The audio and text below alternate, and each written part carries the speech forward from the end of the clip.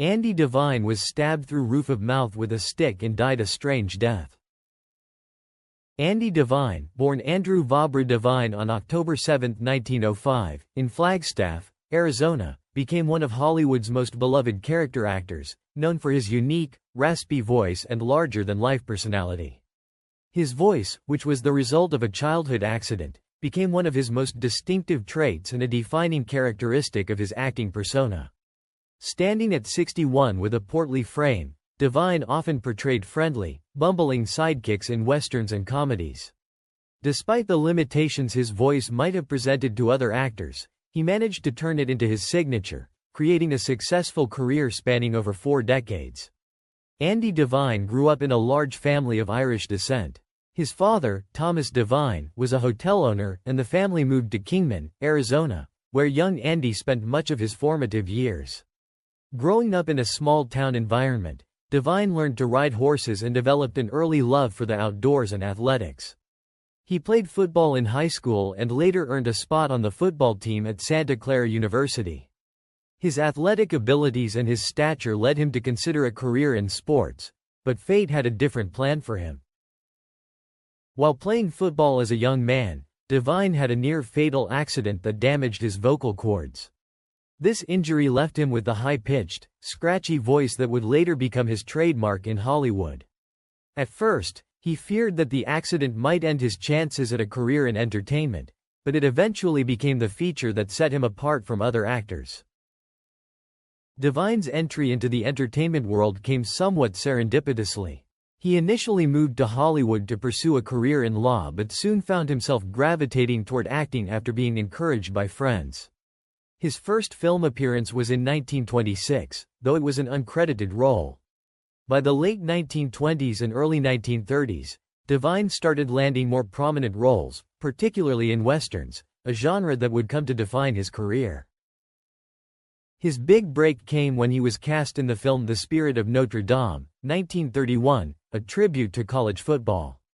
His athletic build and genuine love of the game made him perfect for roles that involved sports or rugged, outdoor action. His career began to gather momentum from there, and Hollywood soon recognized Devine's talent for supporting comedic roles, particularly in westerns, where he could offer comic relief without overshadowing the lead actors. Andy Devine is best remembered for his roles in classic Western films, where he often played the jovial sidekick to the more serious and heroic-led characters. His work alongside John Wayne in films such as Stagecoach, 1939, and The Man Who Shot Liberty Valance, 1962, solidified his position as a beloved figure in the Western genre. Devine's humorous, friendly demeanor complemented Wayne's rugged, stoic nature, creating a dynamic on-screen partnership. Devine's talent was not limited to westerns. He appeared in numerous comedies throughout the 1940s and 1950s, working with stars like Jack Benny and Bob Hope. His ability to evoke laughter with his distinctive voice, combined with his physical comedy, made him a sought-after supporting actor.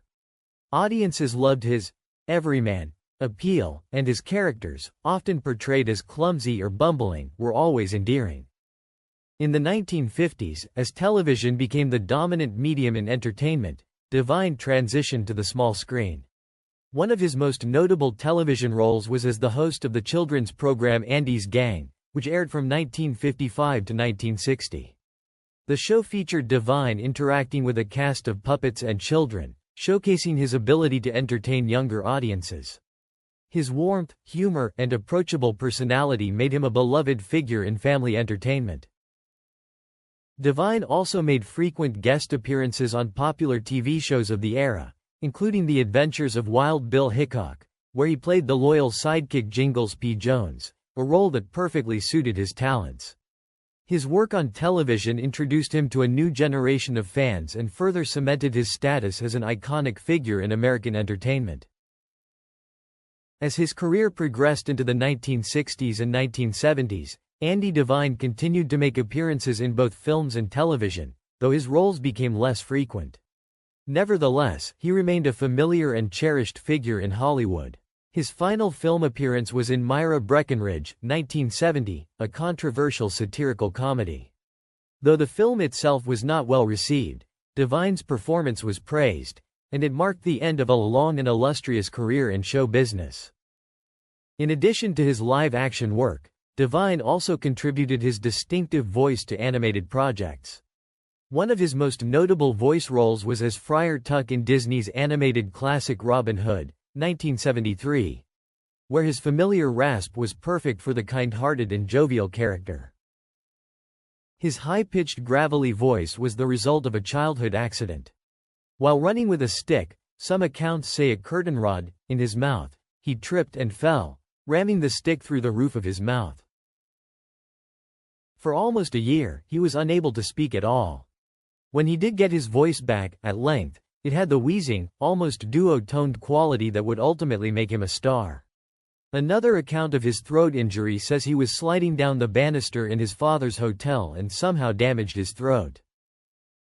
Andy Devine passed away on February 18, 1977, at the age of 71, due to complications from leukemia.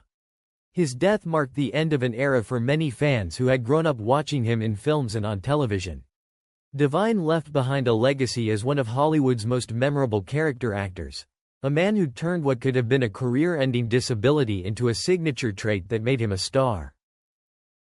Andy Devine's contributions to film and television continue to be celebrated long after his passing. His influence on the Western genre and comedy remains strong, with many contemporary actors citing him as an inspiration for their own work. The town of Kingman, Arizona, where he grew up, has honored him with an annual festival called Andy Devine Days, celebrating his life and career. In the town, a street is also named in his honor, Andy Devine Avenue. In the world of film, Devine is remembered as an actor who brought authenticity and joy to his roles. Whether playing the lovable sidekick or the comic foil, he left an indelible mark on Hollywood. His ability to connect with audiences of all ages made him a favorite of both filmgoers and television viewers. Devine's raspy voice, infectious laugh, and good-natured charm are qualities that will continue to be remembered by fans for generations to come. The fact that Devine was able to build such a successful career despite the early setback of his vocal injury is a testament to his resilience and talent. His journey from a small-town boy to one of Hollywood's most recognized faces is a classic story of perseverance and the power of embracing one's unique qualities. Today, Andy Devine is remembered not only for his distinctive voice but also for the warmth and joy he brought to his performances, leaving behind a lasting legacy in American entertainment. His name also appears in the song Pencil Thin Mustache by Jimmy Buffett, which describes the pop culture of his youth, and in Frank Zappa and the Mothers of Invention song Andy on their 1975 album, One Size Fits All. In 2019, on his album Good Dog, Dave Stamey released a song entitled Andy Devine, recounting tales of encounters with Hollywood Western actors.